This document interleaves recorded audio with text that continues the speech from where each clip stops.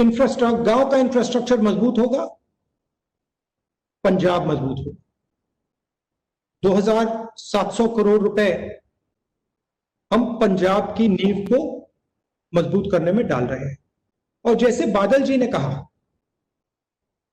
ये पैसा नहीं है, ये पंजाब की जनता का खून पसीना है।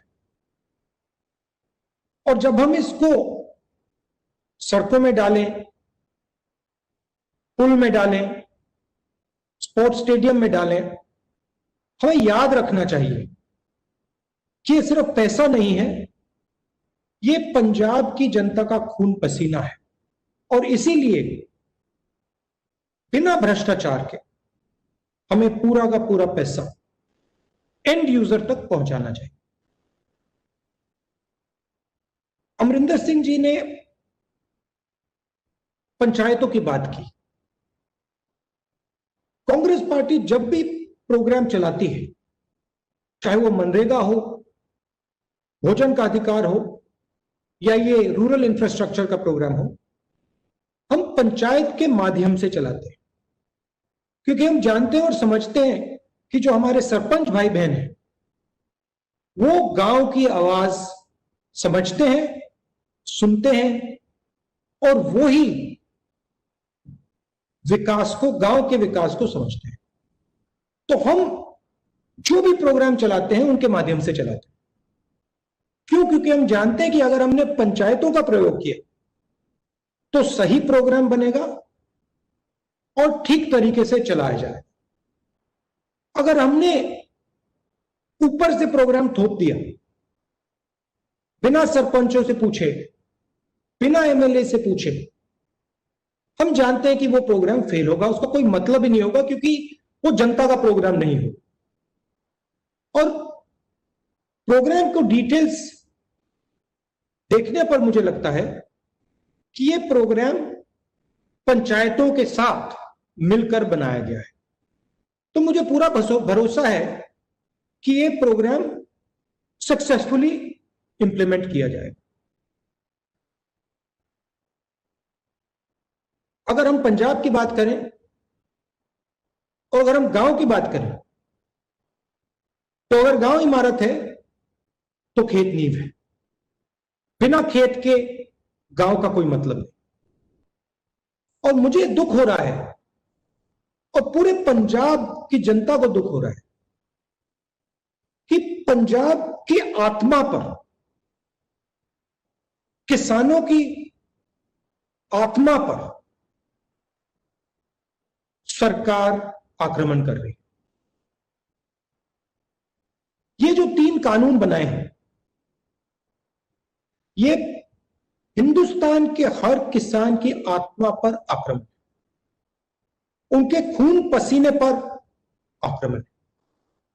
और हिंदुस्तान के सब किसान, सब मजदूर इस बात को समझते हैं। मैं कुछ दिन पहले पंजाब आया, हरियाणा गया, हर एक किसान को मालूम है, हर एक मजदूर को मालूम है कि इन 3 कानूनों ने उन पर आक्रमण शुरू किया। और मुझे बहुत खुशी हो रही है कि अमरिंदर सिंह जी ने, कांग्रेस पार्टी ने एक स्पेशल सेशन बुलाया है। इन कानूनों पर असेंबली का एक स्पेशल सेशन बुलाया है और असेंबली में हमारे एमएलएस इन कानूनों के बारे में निर्णय लें। अगर हम हिंदुस्तान की नींव को कमजोर करेंगे तो हिंदुस्तान कमजोर होगा। और जब भी कांग्रेस पार्टी लड़ती है, हम नींव को बचाने के लिए, मजबूत करने के लिए लड़ते हैं। यह फर्क है हम में और दिल्ली की सरकार। वो इमारत की बात करते हैं, योजना ऊपर से थोपते हैं, पंचायतों से नहीं पूछते, जनता से नहीं पूछते, और उनके कानून हिंदुस्तान की नींव को कमजोर करते हैं। अगर ये कानून किसानों के हित के कानून थे। अगर ये कानून मजदूरों के हित के कानून है तो फिर इन कानूनों को पास करते हुए राज्यसभा और लोकसभा में सरकार ने डिबेट क्यों नहीं होने दी? अगर किसानों के हित के कानून थे तो डिबेट से क्या डर? डिबेट होती, पूरा देश देखता और देश निर्णय लेता कि इन कानूनों से फायदा हो रहा है या नुकसान।